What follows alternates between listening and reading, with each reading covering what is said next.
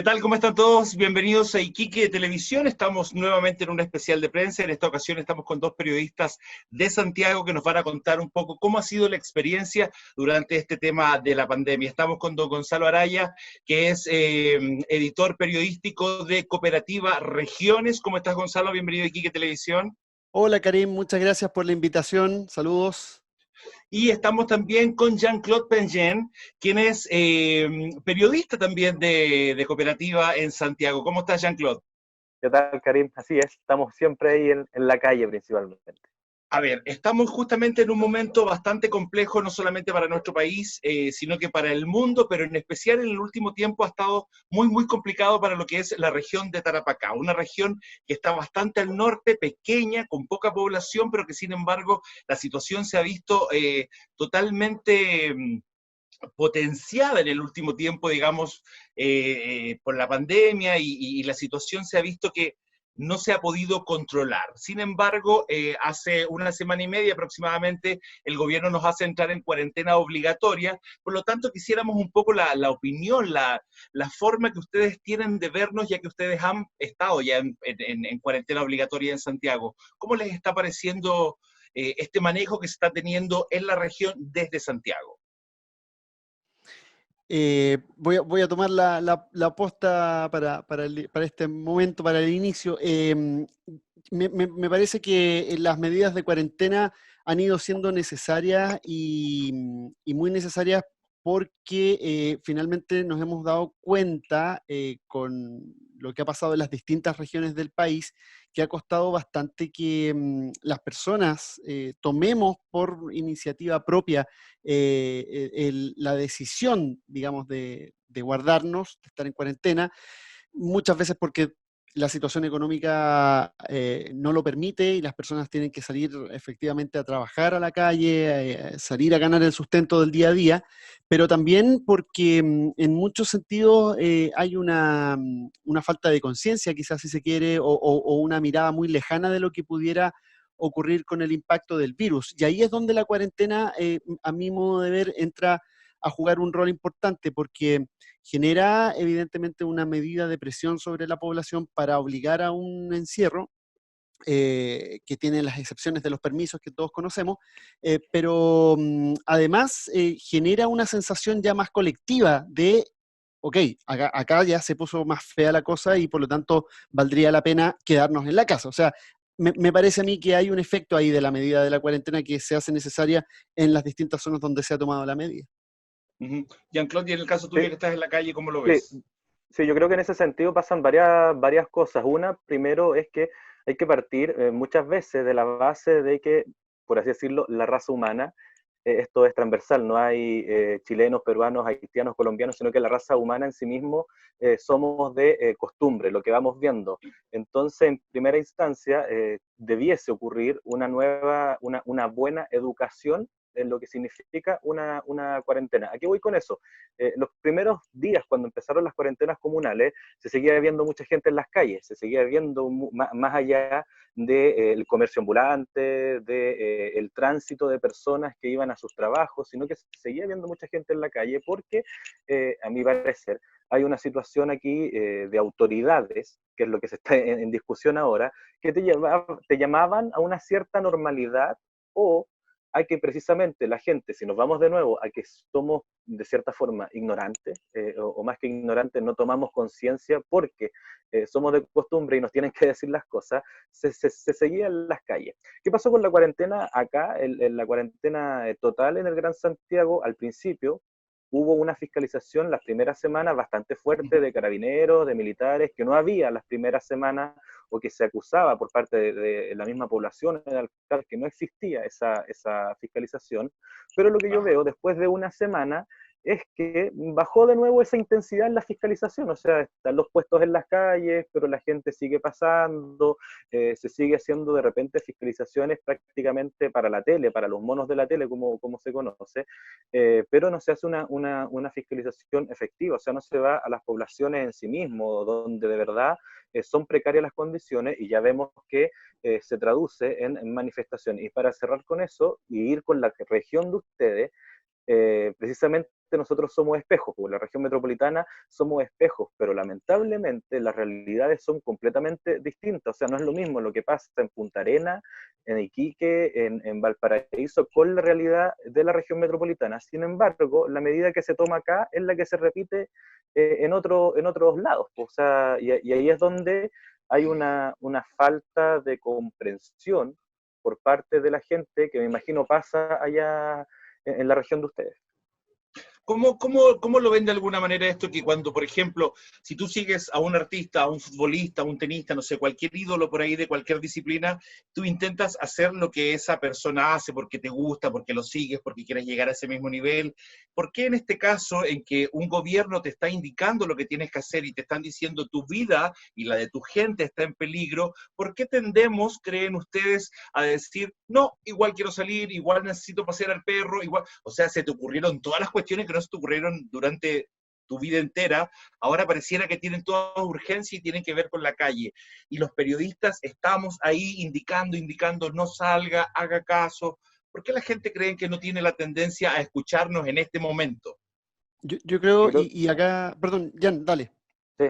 No, yo creo que en ese sentido va precisamente por el manejo comunicacional que tiene en este caso un gobierno y autoridades en donde, a mi parecer, lo que han generado es solamente incertidumbre en la gente y esta falsa sensación de que, chuta, ¿será verdad lo del coronavirus? ¿Será tan grave? Cuando en realidad es grave, es efectivamente grave. O sea, hay peligro de nuestras vidas al salir en la calle, pero con los manejos que ha entregado la autoridad, con información poco clara, con iniciativas poco claras, recién lo estaba reconociendo el gobierno, en una especie de autocrítica de que estuvo mal esto del plan retorno seguro, que se explicó mal, etcétera. Entonces la gente a fin de cuentas dice, parece que no es para tanto, le están dando color con lo que está ocurriendo, el gobierno, no, como que no, pero si el ministro dijo que podíamos tomarnos una cervecita, podíamos tomarnos un café, entonces, ¿qué hace la gente? Sale nomás.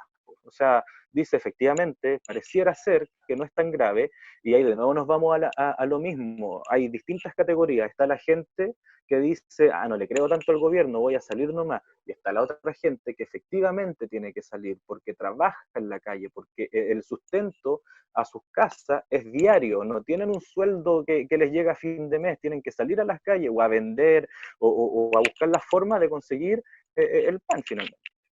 Yo a eso agregaría que la pandemia pilló a Chile en una crisis que, claro, ahora se ve bien, un poquito lejana quizá, pero que está ahí y que no fue resuelta, que fue la crisis que quedó en evidencia con el estallido social.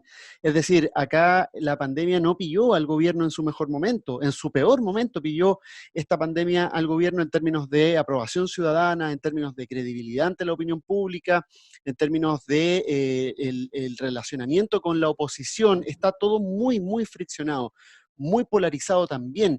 Y en ese marco la pandemia llegó a Chile. Entonces, cuando efectivamente, lo que tú dices, Karim, o sea, hay un gobierno que dice, hagan esto, estas son las medidas. Bueno, cuando no hay credibilidad sobre aquel que te está dando las pautas a seguir, es esperable que no ocurra el efecto de ese público que va a ver a su artista favorito y lo sigue con los brazos para un lado y para el otro, sino que sea exactamente todo lo contrario. O sea, entonces yo creo que esa es una mirada que han recogido, no yo, sino que varios analistas, varios conocedores, y que de alguna manera permiten, me parece a mí, explicar en una parte, no en todo, pero sí en una parte, la distancia que hay. Porque cuando uno mira, por ejemplo, lo que pasa en algunos países europeos, no Italia y España, que son los que se vieron más fuertemente Claro. golpeados por la crisis, cuando uno mira, por ejemplo, lo que ha ocurrido en Alemania con esta pandemia, Alemania es un país que ha llamado la atención de todo el mundo por su baja tasa de letalidad. Entonces, ahí tenemos a una líder como Angela Merkel, que se ha posicionado desde hace mucho tiempo de manera global, no solamente en Alemania, pero que Sí. en esta pasada incluso ha sido una líder que se ha afirmado no solo desde lo político, sino que también desde lo técnico, y ella misma ha estado tuiteando información técnica, estadística, explicaciones que hacen sentido a la gente, y ahí se genera una situación en donde hay un pueblo, una población que sigue las pautas dictadas por un gobierno. Acá se junta eso por un lado, un gobierno que está en un descrédito, pero por otro también lo que planteaba Jan, señales confusas en varios pasajes de esta pandemia. No olviden cómo pasó en los primeros fines de semana que la actitud del ministro Jaime Mañalich estuvo muy orientada hacia la discusión en redes sociales. Esto no es una opinión, estoy constatando solo un dato, un hecho. Cuando entró en discusiones con tuiteros y recibió críticas, y él estaba Claro. quizá más preocupado de responder. Eso después fue cambiando, y la actitud de Mañalich hoy en día uno la puede ver como distinta, ¿no? Pero después pasaron otras cosas, como algunos mensajes que pudieron ser tomados de manera contradictoria por parte de la ciudadanía. Y ahí me parece a mí que hay ¿Cómo, un problema. ¿Cuál creen ustedes que es el rol de la prensa en este minuto? Si bien es cierto, el gobierno obviamente tiene sus propios canales de comunicación, la prensa es, en definitiva, la que comunica al gobierno con la comunidad. ¿Qué nivel de importancia está teniendo la prensa en este momento para que exista este canal, esta comunicación fluida entre gobierno y comunidad? Es difícil, sin duda que es importante, pero es difícil porque aquí tenemos que tomar varias labores y varias funciones. Una es precisamente cuestionar a la autoridad, o sea, no quedarnos con que, chuta, hay que hacerle caso en todo lo que están diciendo, pero la otra, más importante todavía, es que no tenemos que olvidar que somos comunicadores sociales y que de nuevo estamos en una crisis sanitaria, estábamos en una crisis social y tenemos que ser principalmente comunicadores sociales. ¿En qué sentido? Nosotros tenemos un acceso más fácil, no más acceso, tenemos un acceso más fácil a la información. Entonces nuestra labor en este caso es precisamente enseñarle a la gente, transmitirle las cosas a la gente. ¿Y a qué voy con eso? Yo creo que un buen gobierno, un buen plan de difusión de un gobierno debiese ser, por ejemplo, poder en espacios públicos, en las plazas, en el metro, en distintos lados que hubiesen instalado parlantes, simplemente parlantes, cosa que cada vez que hable el ministro, que hable el presidente, que sea una información oficial por parte del gobierno, se escuche a través de esos parlantes. Y ahí tú estás abarcando a una población que está caminando, que es transeúnte, que está en todos lados, mayor a la que puedes abarcar si tú solamente le das esa información a los medios de comunicación, y son los medios los que después la transmiten. Porque aquí yo me ¿No, imagino, ¿No le parece a usted que toda la gente ve la tele, toda la gente escucha la radio, todo no, el mundo tiene un Facebook, un Twitter? ¿No? ¿qué pasa con la gente en situación de calle? Ellos también están sufriendo esto y no tienen idea de que había que ocupar mascarilla, por ejemplo. ¿Qué pasa nosotros estamos en el supuesto de que todos tienen una radio, de que todos tienen un televisor, de que todos Ajá. en algún momento ven las noticias, pero no ocurre así, porque la gente trabaja, porque hay gente que no le interesa ver noticias, pero sin embargo ellos también son chilenos o son ciudadanos en este país, y hay que salvarlos también. O sea, si aquí estamos Sí. en un riesgo de vida, hay que salvarlos. Gonzalo, en el caso tuyo como editor de regiones, ¿qué te parece cómo ha sido la posibilidad de acceder de la prensa en regiones hacia las autoridades? ¿Cómo lo has visto eso? ¿Fácil o la labor ha sido muy compleja? Yo creo que hay una brecha que saldar importante ahí en la prensa regional y en el trato de las autoridades a la prensa local. Me parece que diariamente uno va viendo cómo cuando hay informaciones que adquieren una relevancia nacional, hay Ujú. una respuesta más pronta por parte de la autoridad a habilitar el acceso a la información por parte de la prensa. Muchas veces hay casos locales, denuncias, informaciones que son de interés público para una región, eh, que para los periodistas locales es difícil acceder porque la autoridad local dilata la entrega de la información, entrampa un poquito porque, bueno, habrá que a lo mejor recopilar datos o porque derechamente quizá, y acá no quiero juzgar no quiero juzgar intenciones, ¿no? Pero o a lo mejor porque no se le ve el peso, digamos, ¿no? Entonces se deja como un poco para después. y muchas veces pasa que cuando la cuestión llega a Santiago, ahí como que todo se mueve más rápido. Entonces, hay una lógica ahí un poco centralista que no se ha terminado de quebrar aún. Me parece que hay un desafío importante para la prensa regional de quebrar de alguna manera eso, para lograr un mejor acceso a la información a punta de lo que hacemos en definitiva como periodistas todos, que es hacer una pega que no es muy grata muchas veces, pero que a punta de insistencia se logra un resultado que es de interés público. Y el desafío también para la autoridad es entender que como periodistas nosotros lo que buscamos justamente es llevar información a la comunidad y a la opinión pública y poner en contacto a esa opinión pública con la autoridad. Cuando, te voy a poner un ejemplo, el otro día un familiar me decía, me comentaba, ¿no? Me decía, oye, es que ustedes, los periodistas, a veces siempre preguntan la cosa puntual y le preguntan a Mañalich, por ejemplo, que el caso de una señora en el hospital y no sé qué.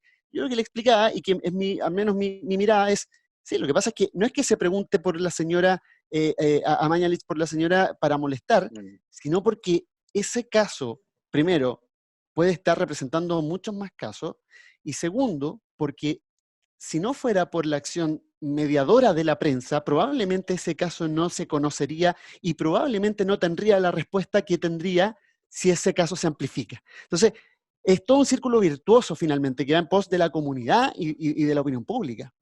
Ok, y también justamente en pos del tiempo que en la televisión es tan apretado. Cuénteme un poco, ¿qué pasa con las fuentes no oficiales?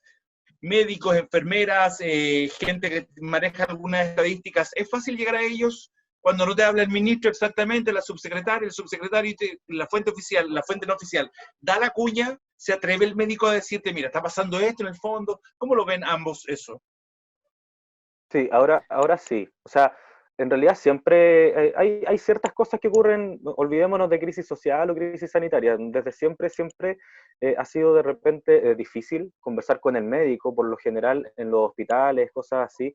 Las asociaciones son de enfermeras, de enfermeros, de paramédicos, y esas son las agrupaciones, pero hoy en día están todos funcionarios de salud unidos en ser una voz y en dar cuenta que la situación real de lo que está ocurriendo en los hospitales no es la que está diciendo la autoridad. O sea, por un lado dicen que hay camas y por el otro lado en el Hospital San José están haciendo una protesta porque no tienen camas. Por un lado dicen que vamos a poner ventiladores y que el Félix Bulnes nuevo está el descueve, pero por el otro lado había una fiesta, había una protesta en donde estaban los médicos, doctores y doctoras, estaban paramédicos, estaban todos los funcionarios haciendo una protesta porque la situación no es así, porque se entregó un hospital a media. Entonces, es heavy la pega que tienen que hacer ellos, trabajadores y trabajadoras de la salud, porque por un lado están, no quiero usar primera línea, pero son los que están ahí al frente haciendo el combate contra este bicho maldito, pero por otro lado también necesitan ayuda, que ellos reclaman que no les está llegando. Entonces,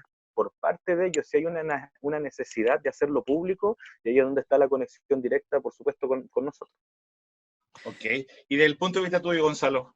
Sí, yo diría que, bueno, las fuentes no oficiales siempre han sido claves para hacer buen periodismo. O sea, el periodismo me parece a mí que requiere de las fuentes oficiales y de las no oficiales también, y probablemente las no oficiales sean incluso más importantes muchas veces para apurar procesos, para revelar realidades, para hincar el diente en aquellas cosas que no vemos en una primera capa.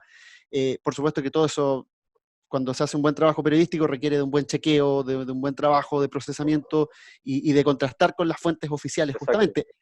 Ahora, cuando yo decía al principio que esta pandemia pilló al gobierno en el momento en que lo pilló, en medio del estallido, de la crisis social y de una falta de credibilidad, ojo, a la prensa también la pilló en medio de eso. La prensa también es una institución del país y no está exenta de sufrir el descrédito de la ciudadanía. Entonces, me parece a mí que este momento representa una oportunidad relevante para, de alguna manera, volver a intentar captar o intentar tener, digamos, la credibilidad por parte de la audiencia, que a la luz de los datos de audiencia uno podría decir, sí, se está consiguiendo. ¿En qué sentido?